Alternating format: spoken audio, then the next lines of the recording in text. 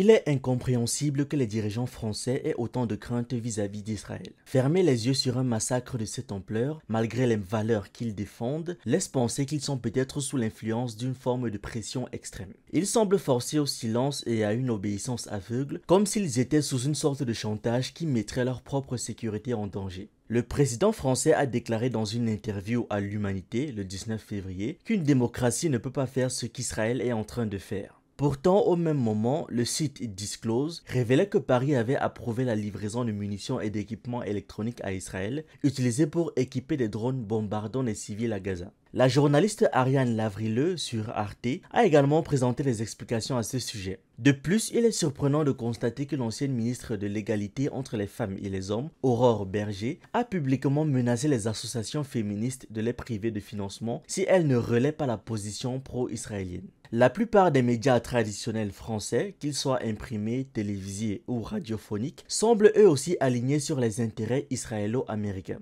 Selon des sources juives, les Sayanim sont des informateurs juifs vivant à l'étranger, motivés par un sentiment de patriotisme qui collaborent avec le Mossad et d'autres entités sionistes. En France, il y aurait environ 3000 de ces agents, dont une soixantaine seraient des députés franco-israéliens recrutés parmi des organisations telles que le B'nai B'rith. Les lobbies jouent un rôle central dans les médias français, orientant l'opinion publique et diffusant des informations biaisées tout en alignant la politique étrangère française avec celle d'Israël. En regardant les éditoriaux et leurs dirigeants, il est facile de s'en apercevoir. Dans des pays comme les États-Unis, le Royaume-Uni et le Canada, il existe un fort lobby pro-israélien qui influence les décideurs politiques. Personne ne peut y accéder sans prouver sa loyauté à cette cause. La France n'échappe pas à cette réalité. Toutes les décisions de politique étrangère sont prises en accord avec cette influence. Le gouvernement français ne reconnaîtra jamais officiellement l'existence de ce lobby. Pourtant, il est clair qu'une entité parallèle influence la manière dont la France gère ses relations internationales, en particulier avec Israël.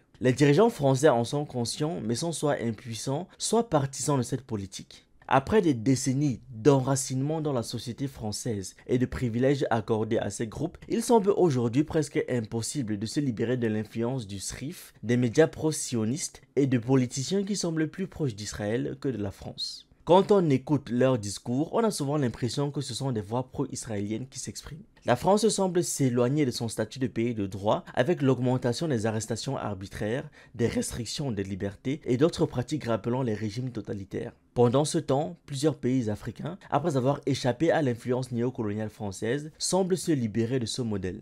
Il est frappant de constater que quelques signes d'indépendance économique de ces pays africains et une guerre en Ukraine, à laquelle la France n'est pas directement impliquée, ont suffi à plonger le pays dans une situation de quasi-sous-développement. Cela révèle non seulement l'inefficacité de sa politique extérieure, mais aussi que la prospérité affichée par la France pendant des décennies n'était pas le fruit de ses performances industrielles, mais plutôt le résultat d'une forme de prédation.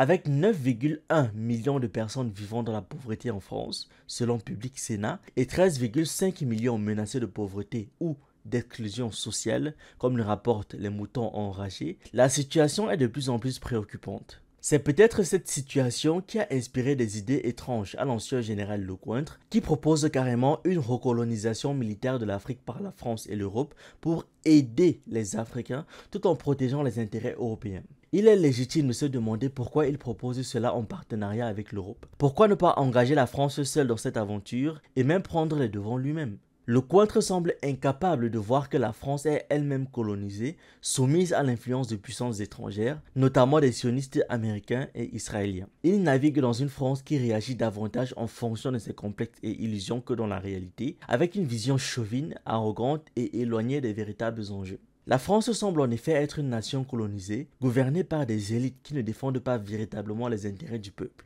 Cette réalité est visible pour quiconque prend la peine de l'observer, et les discours nationalistes ou néocoloniaux ne sont qu'un voile qui masque cette réalité. Les dirigeants français, y compris Lecointre, savent qu'ils ne sont plus les maîtres de leur destin, qu'une partie importante de leur souveraineté est aux mains d'organisations supranationales, souvent influencées par des lobbies sionistes. Même leur alliance avec l'OTAN semble de plus en plus incertaine. La France est littéralement déboulonnée d'Afrique. Il faut donc leur faire comprendre que leur pays n'a plus de réelle influence sur la scène internationale et que leur arrogance ne sert qu'à masquer une faiblesse évidente. Ils doivent savoir qu'ils échoueront dans toutes leurs tentatives, y compris sur le plan militaire. D'autres puissances plus crédibles, engagées dans la création d'un nouvel ordre mondial multipolaire, se précipitent vers l'Afrique pour proposer des partenariats économiques fondés sur des échanges mutuellement avantageux, avec un véritable transfert de technologie et non en ayant recours aux guerres de quatrième génération ou à des opérations de déstabilisation pour essayer de provoquer le chaos et maintenir leur influence. Dans ce contexte, l'Afrique doit rompre ses liens avec la France. Et il n'y a aucun avenir pour une relation à long terme,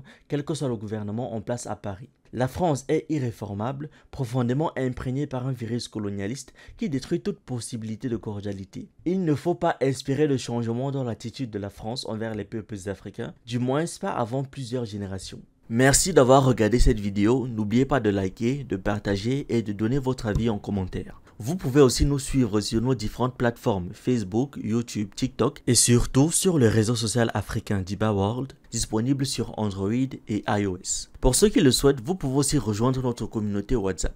Tous les liens utiles sont dans la description.